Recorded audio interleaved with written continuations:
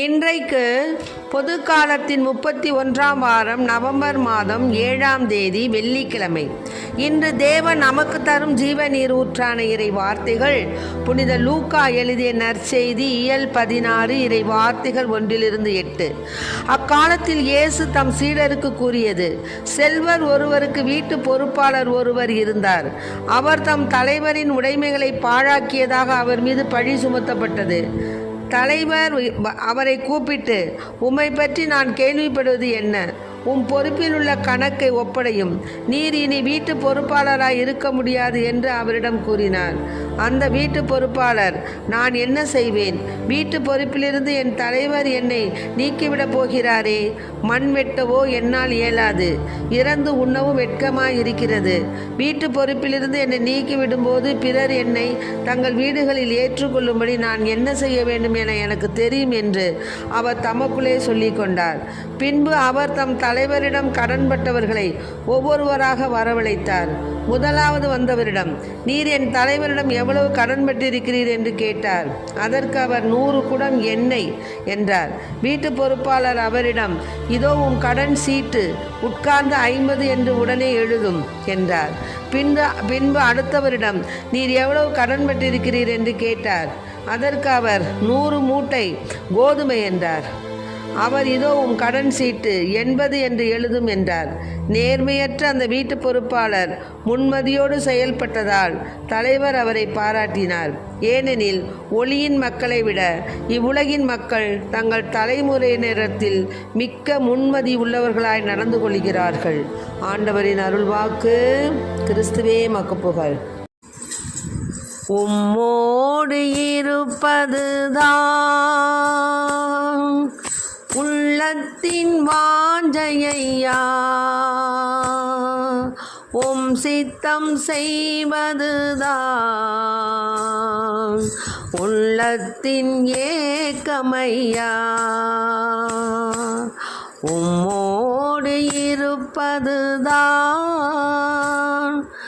உள்ளத்தின் வாஞ்சையா, உம் சித்தம் செய்வதுதான் உள்ளத்தின் ஏக்கமையா. ஏசையா, உம்மைத்தானே என் முன்னே நிறுத்தி உள்ளேன்.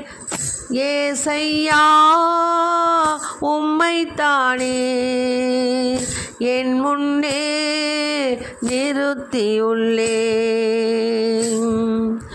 இரக்கமும் உருக்கமும் நீடிய சாந்தமும் கிருபையும் நிறைந்தவரே. இரக்கமும் உருக்கமும் நீடிய சாந்தமும் கிருபையும் உள்ளவரே.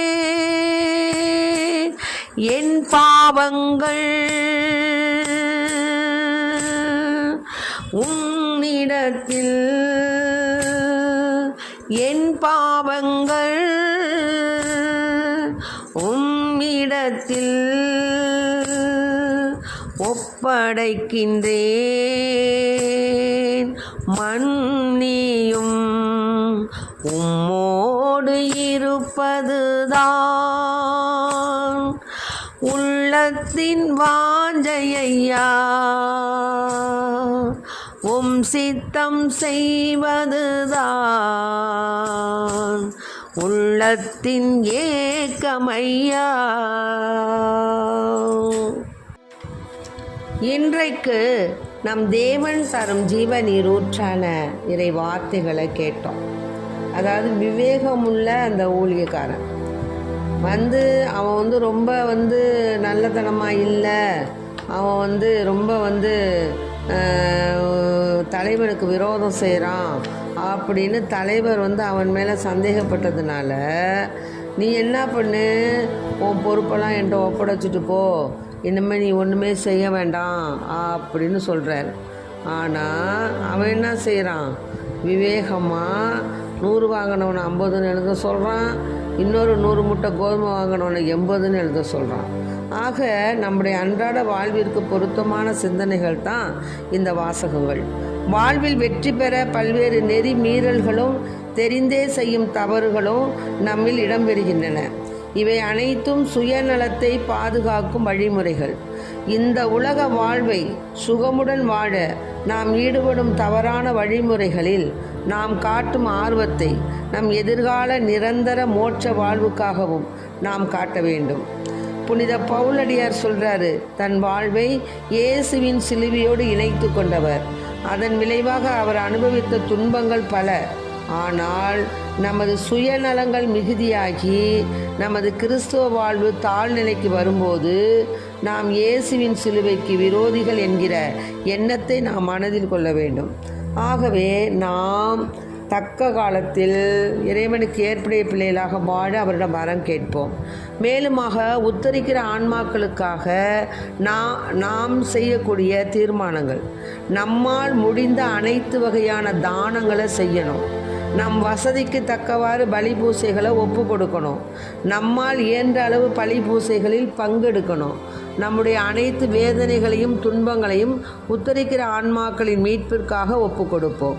இத்தகைய முயற்சிகளால் எண்ணற்ற ஆன்மாக்களை உத்தரிக்கிற ஸ்தலத்திலிருந்து மீட்டு 10,000 மடங்கு பலன்களை திரும்ப கைமாறாக நாம் பெறுவோம். ஆமேன். Praise the Lord. மரியே வாழ்க.